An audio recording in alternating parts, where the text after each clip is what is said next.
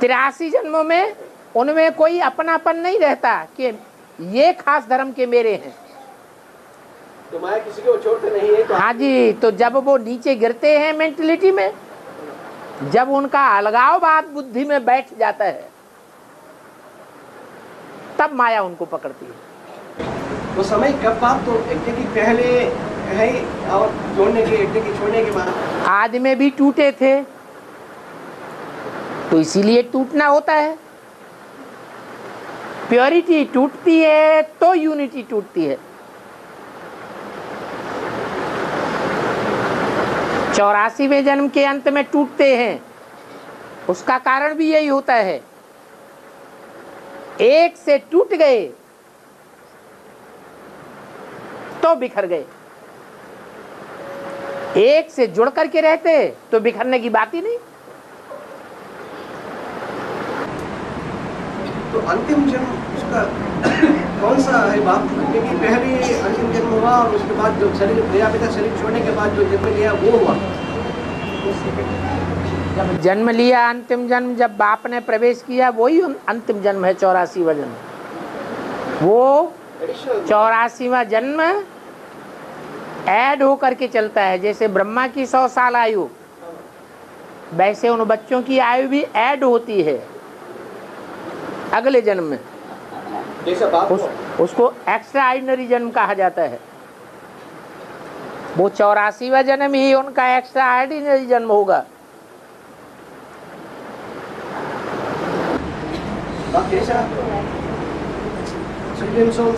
सूक्ष्म बीज है और प्रजापिता ही स्थूल बीज है और जगदम्बा माँ है और जन्म लेने वाला कृष्ण जो बच्चा है, ये जैसे ग्रह है ना बाप, ये ग्रह है।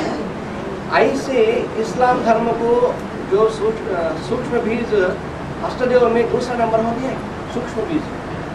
हाँ जी, होता है बाप ऐसा ऐसा। दूसरा नंबर नहीं, तीसरा नंबर। दूसरा चंद्रवंश को क्यों भूल गए? दूसरा चंद्रवंश जो काशी नगरी है। हाँ जी,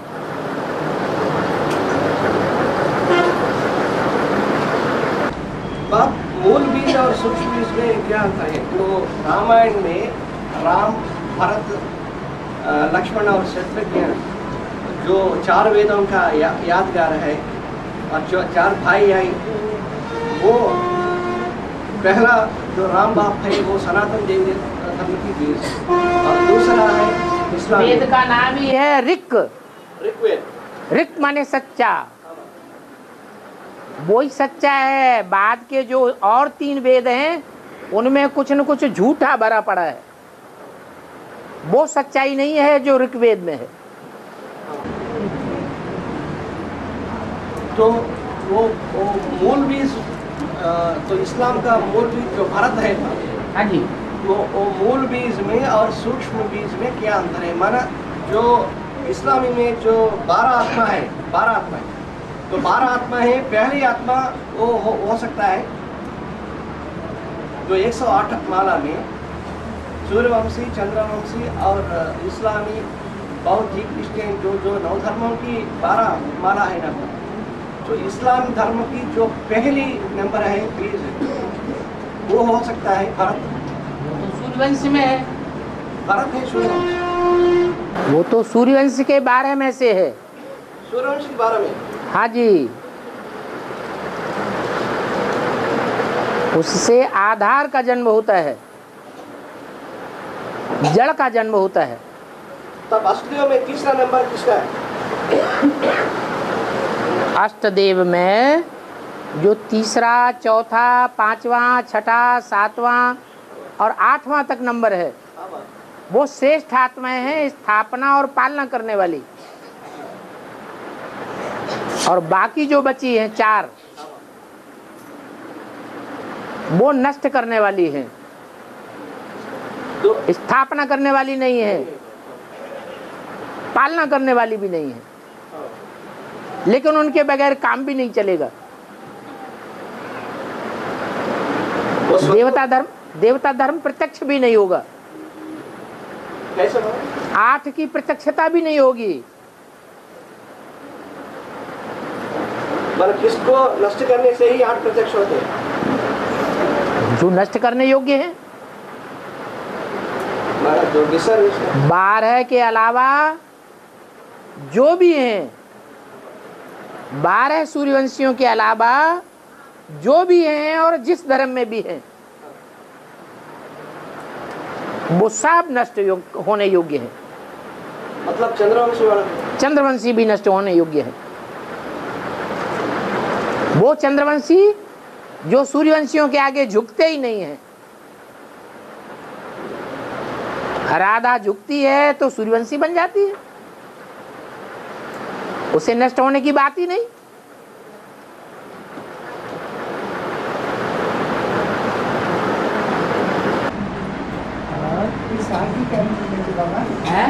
एक साल के कैलेंडर में तो हर एक महीने में मास की शिवरात्रि होती है, फिर एक महाशिवरात्रि होती है।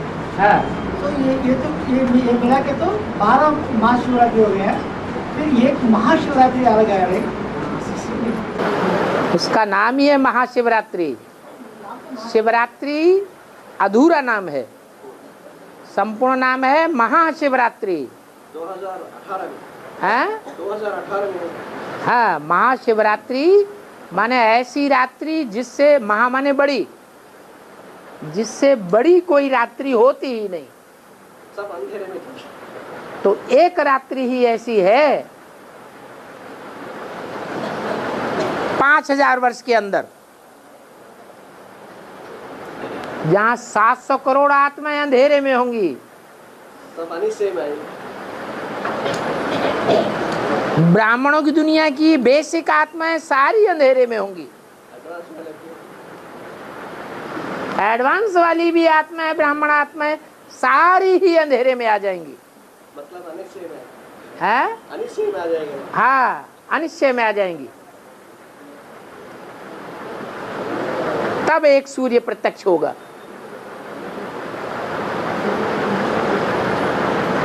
उसको कहते हैं महाशिवरात्रि। उससे बड़ा अंधकार और कभी दुनिया में न हुआ है और न होगा।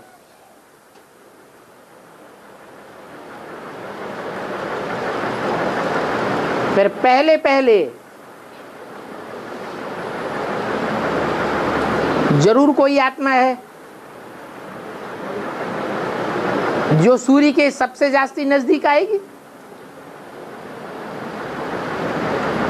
वो दूसरे नंबर का अष्टदेव हो गया। उसके बाद तीसरी आत्मा आएगी। जब दूसरी आत्मा नजदीक आई तो उसे महाशिवरात्रि नहीं कहेंगे। कुछ न कुछ उजेला होने लगा। दूसरी आत्माएं और उसके जो भी फॉलोअर्स हैं, यथा राजा तथा प्रजा भी रोशनी में आ जाएंगे। तो अंधकार उतना गहरा नहीं रहा जितना महाशिवरात्रि में अंधकार गहरा था। जिसको बाबा ने कहा है एक दिन ऐसा आएगा, एक तरफ एक बाप है और दूसरी तरफ सारी दुनिया एक तरफ और एक आत्मा दूसरी तरफ। वही महाशिवरात्रि।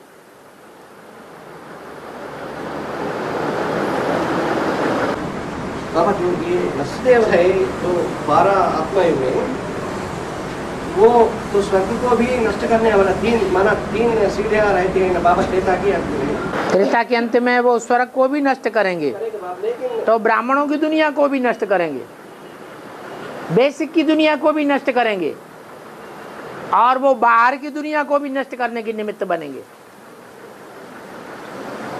दूसरे खंडों की। हाँ, जो भी मुखिया हैं, बड़े बड़े हैं, जिनकी बुद्धि कमजोर है, अपने बनाए हुए एटम बम को खुद फोड़ने में डरते हैं, उनमें प्रवेश करके उनको इंस्पिरेट करेंगे। प्रवेश करना माना सूक्ष्म, इंस्पिरेट करना, प्रवेश करना, प्रवेश करके उनकी बुद्धि को पलटा देना। लेकिन बाप जो 12 आत्माएं भी 8 आत्माएं में छोड़कर जो 4 आत्मा रहा है ना बाप, लेकिन त्रेता के अंत में 3 सीढ़ियां है, लेकिन यहाँ बचा है 4, वो वहाँ 3 है और 14वां आत्मा के लिए के बारे में क्या बात? वो गुप्त है, 11 ही रुद्र कहे जाते हैं। रुद्र गण 11 हैं, 12 नहीं है। लेकिन 12 राशि है ना। हाँ, 12 राशियां हैं। 12 राशियों के ही दुनिया के सारे मनुष्य हैं, और 12 राशियों के अंदर ही है। और ज्योतिर्लिंग भी 12 है ना। हाँ जी। तो बुद्ध रूप में मना कैसा होगा उसका बुद्ध पाठ? एक चोटी का है तो एक एड़ी का है, एक ऊंचे से ऊंची स्टेज अमरनाथ है तो एक नीचे से नीची स्टेज दक्षिण में क्या है, रामेश्वर नाथ है। जो ऊंचे से ऊंचा भी जाता है और नीचे से नीचा भी जाता है। माने 12 में प्रवेशता किसकी साबित होती है? तो 12 में तो 12 जो ज्योतिर्लिंगम है, उन 12 ज्योतिर्लिंगम में कौन सी आत्मा रूपी ज्योति प्रवेश है? ज्ञान ज्योति। अरे वो है कौन? सुप्रीम सोल सर्वव्यापी होता है क्या? तो पहले आत्मा है, तो पहले हाँ, वो ही आदि में है तो वो ही अंत में भी है। और लेकिन सर्विस करने के लिए प्रवेश नहीं होता है ना बाप। और काहे के लिए? सर्वव्यापी तो नहीं है, सर्विस करने के लिए प्रवेश होता है। हाँ, लेकिन शुरुआत तो प्रवेश सर्विस करने के लिए नहीं होता है ना बाप। बाप दादा बच्चों में प्रवेश करते हैं, शिव बाप नहीं प्रवेश करते हैं। मतलब तुम बच्चों में बाप दादा प्रवेश करके सर्विस कराते हैं। मतलब मुझे और बाप कहा ही जाता है राम बाप, सुप्रीम सोल प्लस प्रजा, प्रजापिता राम बाप। दोनों का प्रवेश होता है। दोनों को ही राम बाप कहा जाता है, बाप कहा जाता है।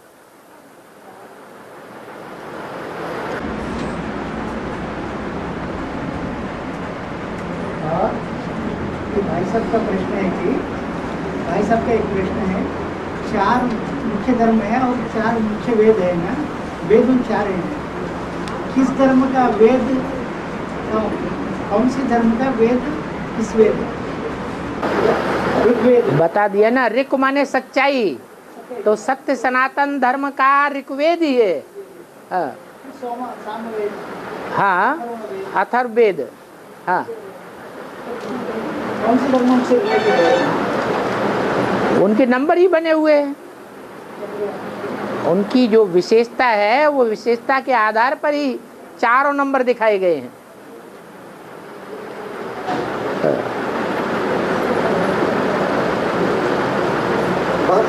हाँ,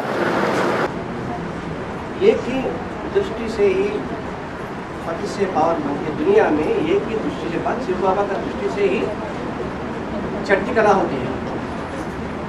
लेकिन अभी जो ब्रह्मा जो दूसरा प्रवेश करके जो सभी को दृष्टि देती है, भले वो बाप की याद में है, लेकिन सुप्रीम सोल उस पर प्रैक्टिकल रूप में नहीं है ना बाप। वो दृष्टि देना वो सही है या गलत है? जितने भी सूर्य वंश को छोड़ करके और वंश हैं 11, वो 7, वो सारे ही वंश निराकार को याद करने वाले हैं। माना चंद्रवंश सहित जितने भी विधर्मी हैं बिंदु क्या है? वो सब निराकार को याद करने वाले हैं, साकार को पहचानते ही नहीं हैं।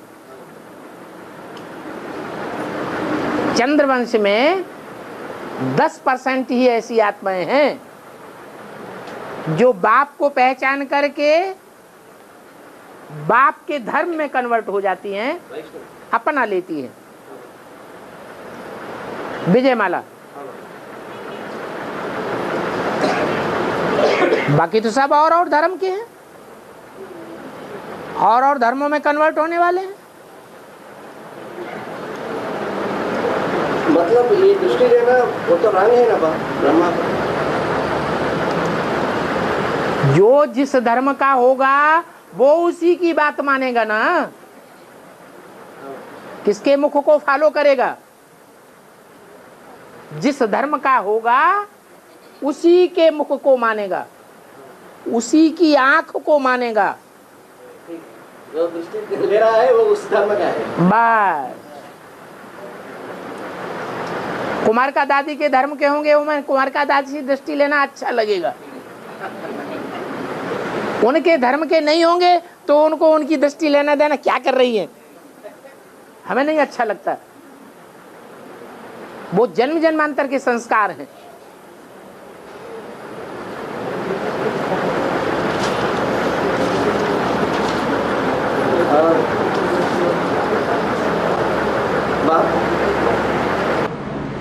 जो आदि में होती है वो अंत में होती है, वो नियम है ना ड्रामा में आदि। तो माया किसी को छोड़ते नहीं है। तो पहले जो बाप है तो पिता जो पहले फेल हुआ ना बाप यज्ञ की आदि में, और उसके साथ जो अष्टदेव है उसकी जो फॉलोअर्स वो भी फेल हुआ, माना आदि में फेल हुआ। तब ये नियम के अनुसार तब अंत में भी वो फेल हो जाएंगे क्या? अगर अंत में फेल नहीं होंगे तो सारी दुनिया का विनाश करने का मूल निमित्त कौन बनेगा? अरे विनाश कल्याणकारी है, और कल्याणकारी विनाश पावरफुल आत्माएं कर सकेंगी या कमजोर आत्माएं कर सकेंगी? पावरफुल आत्मा। तो कौन है वो सबसे ज्यादा पावरफुल? तो जो सबसे ज्यादा पावरफुल है वो नीचे गिरने में भी पावरफुल होना चाहिए। जो जितना तारू होता है, तैराक होता है, पानी में तैरने वाले होते हैं ना, जितना तीखा तैराक होगा उतना गहरी डुबक लगाएगा। तीखा तैराक नहीं होगा तो गहराई में जाने से डरेगा।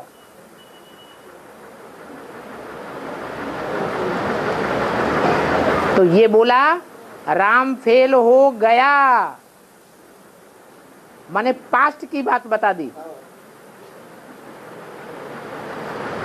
जो फर्स्ट में वो लास्ट में भी होगा।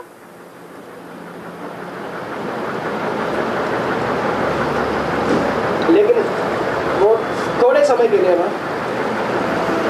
विनाश होना कोई ज्यादा टाइम की थोड़ा ही लगता है। विनाश दो तरह का है, एक भारत का विनाश, जो भारत में महाभारत युद्ध होता है, खून की नदियां जिसमें बहती हैं, और एक है विदेशियों का विनाश, तुरंत हो जाए, उसे ज्यादा टाइम ही नहीं लगता।